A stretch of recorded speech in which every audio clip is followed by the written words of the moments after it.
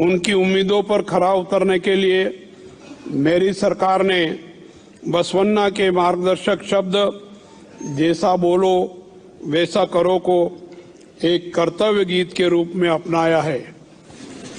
कर्नाटक राज्य अतीत में जन समर्थक शासन के अनेक अद्वितीय और अनुकरणीय मॉडल के लिए जाना जाता है।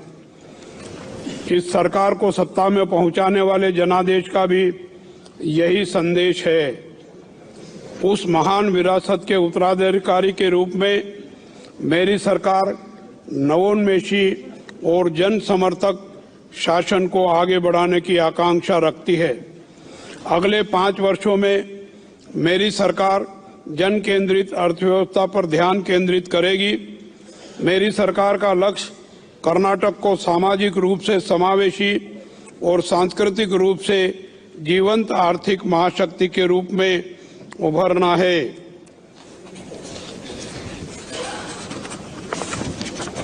यह भूमि शुरू से ही जाति धर्म भेदभाव के खिलाफ और जनता के साथ खड़ी है।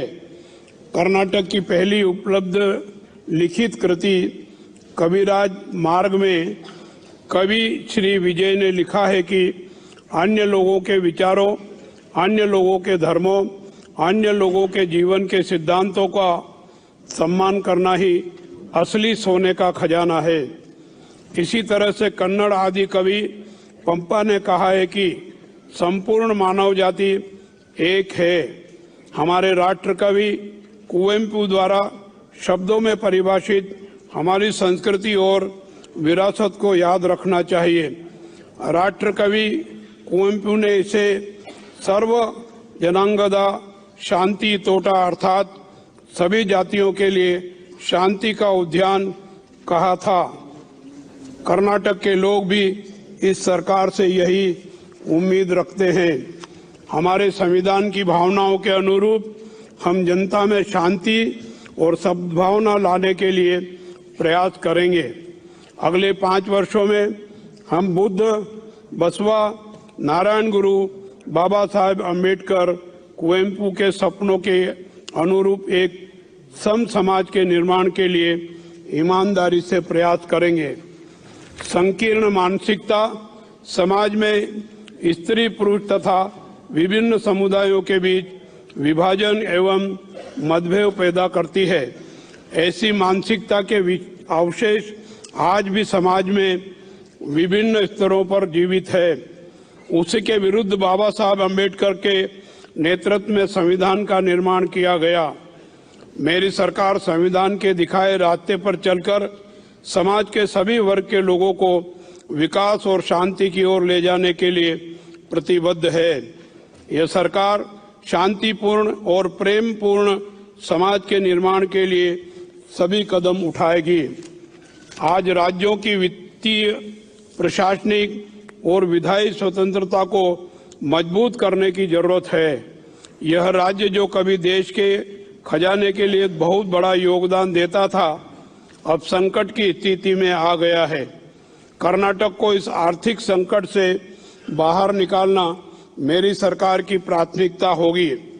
मेरी सरकार राज्य के कल्याण और अर्थव्यवस्था दोनों में संतुलन बनाकर कर्नाटक के नए शासन को देश के सामने एक मॉडल के रूप में प्रदर्शित करेगी। कन्नड़ कवि सर्वज्ञ ने कहा है कि जरूरतमंदों को खाना खिलाना, सच बोलना, दूसरों के साथ अपने जैसा व्यवहार करना ही कैलासा अर्थात शाश्वत स्वर्गीय निवास के बराबर है। मेरी सरकार 5 गारंटियों के माध्यम से यही हासिल करना चाहती है। इनका कार्यान्वयन गंभीरता और उत्साह के साथ शुरू हो चुका है। वर्तमान में खाद्य सुरक्षा अधिनियम के तहत प्रत्येक गरीब परिवार के प्रति व्यक्ति को प्रति माह 5 किलो चावल दिया जा रहा है। इसके अलावा मेरी सरकार अन्न भाग्य योजना के तहत राज्य में गरीबी रेखा से नीचे रहने वाले परिवार के प्रत्येक सदस्य को हर महीने 5 किलो अतिरिक्त चावल देना शुरू कर रहे हैं। इस प्रकार हम हर महीने 10 किलो चावल मुफ्त उपलब्ध कराकर भूख मुक्त राज्य बनाने के लिए प्रतिबद्ध है।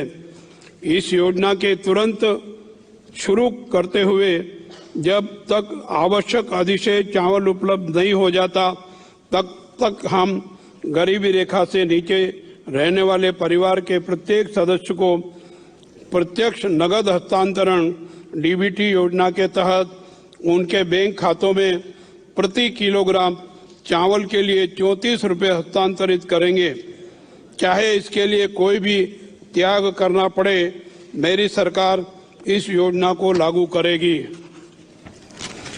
जो सरकार भूखों को खाना खिलाने में विफल रहती है वह जन विरोधी सरकार कहलाती है। इंदिरा कैंटीन की स्थापना गरीबों, श्रमिकों, प्रवासी मजदूरों, बेघरों आदि की भूख मिटाने के लिए की गई थी। इन कैंटीनों ने लाखों लोगों की भूख मिटाई है। हम इन्हें और भी प्रभावी ढंग से चलाएंगे। मेरी सरकार अन्न भाग्य योजना और इंदिरा कैंटीन के माध्यम से राज्य को भूख मुक्त बनाएगी। युवा निधि योजना के तहत जो वर्ष 22-23 में उत्तीर्ण हुए हैं लेकिन 6 महीने बाद भी बेरोजगार हैं, उन स्नातकोत्तरों छात्रों को 3,000 रुपये प्रति माह और डिप्लोमा धारकों को 1,500 रुपये प्रति माह दिए जाएंगे। इस योजना के तहत उन्हें 24 महीने की अवधि के लिए या रोजगार मिलने, स्वरोजगार शुरू करने और आत्मनिर्भर बनने जो भी पहले हो तक यह भत्ता दिया जाएगा। इससे युवाओं और उनके परिवारों को बहुत आवश्यक सहायता और सम्मान मिलेगा। गृह ज्योति योजना के तहत 200 यूनिट तक मुफ्त बिजली की से करीब 2.14 करोड़ घरेलू उपभोक्ताओं को लाभ होगा। इससे राज्य के 98% परिवार इस योजना के अंतर्गत आ जाएंगे, जिससे मेरी सरकार को बहुत खुशी हो रही है। मेरी सरकार ने महिला सशक्तिकरण के लिए गृह लक्ष्मी योजना लागू की है। इस योजना के तहत परिवार की महिला मुखिया को हर महीने 2,000 रुपये दिए जाएंगे। इससे महंगाई झेल रही महिलाओं को आर्थिक मजबूती मिलेगी। मेरी सरकार को यह कहते हुए गर्व हो रहा है कि महिलाओं को मुफ्त बस सेवा प्रदान कर रही है। इस योजना में पहले ही दिन से लगभग 50 लाख महिलाएं लाभान्वित हो रही है। यह समाज के आर्थिक क्षेत्रों में महिलाओं की अधिक भागीदारी सुनिश्चित करने की दिशा में एक महत्वपूर्ण कदम है। आज दुनिया के कई देश जन केंद्रित अर्थव्यवस्था पर जोर दे रहे हैं। इन देशों में यूनिवर्सल बेसिक इनकम की अवधारणा मजबूत हो रही है। यह अमीरों और गरीबों के बीच अंतर को कम करने में मदद कर रहा है। मानवीय और विकास संबंधी विचारों के साथ आर्थिक नीति विकसित करने से कुछ लोगों के हाथों में धन का केंद्रीकरण समाप्त हो जाएगा। यह उन लोगों के लिए लाभदायक है जो बढ़ती कीमतों और कम आय से जूझ रहे हैं। मेरी सरकार इन योजनाओं के माध्यम से विकास का नया मॉडल बना रही है और लागू कर रही है। मेरी सरकार लोगों को उनके द्वारा बनाई गई संपत्ति में हिस्सा देने की दिशा में काम कर रही है। इसमें सरकार संविधान के अनुच्छेद 38, 39 A, B और C में निहित राज्य के नीति निदेशक सिद्धांतों को भी लागू कर रही है। इन सिद्धांतों को सरकारों को शासन करने और कानून बनाने के लिए मार्गदर्शक होना चाहिए। बाबा साहब अम्बेडकर के अनुसार जिस दिन ये निदेशक सिद्धांत लोगों के अधिकार बन जाएंगे, नागरिकों को संतुष्टि मिलेगी। ये शब्द मेरी सरकार के लिए मार्गदर्शक प्रकाश है। विभिन्न कारणों से हमारी व्यवस्था में भ्रष्टाचार इस कदर व्याप्त हो गया है कि यह लगभग संस्थागत हो गया है। इसे खत्म करना एक बड़ी चुनौती है। मैं इस चुनौती का सामना करने और भ्रष्टाचार को जड़ से खत्म करने के लिए आपका सहयोग चाहता हूं। यह सरकार इस संबंध में सभी आवश्यक प्रशासनिक और वैधानिक उपाय करेगी। मेरी सरकार शासन को एक पवित्र कर्तव्य मानती है। गरीबों, सामाजिक और आर्थिक रूप से पिछड़े लोगों के साथ खड़ी है। साथ ही मेरी सरकार का उद्देश्य यह सुनिश्चित करना है कि सभी जाति, धर्म और वर्गों के लोगों को उनका उचित हिस्सा मिले। अधिकांश जनसंख्या सुशिक्षित हो रही है और उन्नत तकनीक पूरी दुनिया में फैल रही है। इस बीच समाज के सौहार्द को बिगाड़ने की क्षमता रखने वाले मुट्ठी भर लोगों के बुरे विचार सिर उठाने लगे हैं। 1000 साल से भी अधिक समय से यह आधार तैयार किया गया है कि कर्नाटक का सच्चा दर्शन यही है कि विभिन्न संस्कृतियों के लोग एक साथ आए। इस बार कर्नाटक के लोग कर्नाटक की प्रेम और सह-अस्तित्व की गौरवशाली संस्कृति के पक्ष में खड़े हैं। हमारी सरकार लोगों की इस आकांक्षा को पूरा करने के लिए प्रतिबद्ध है।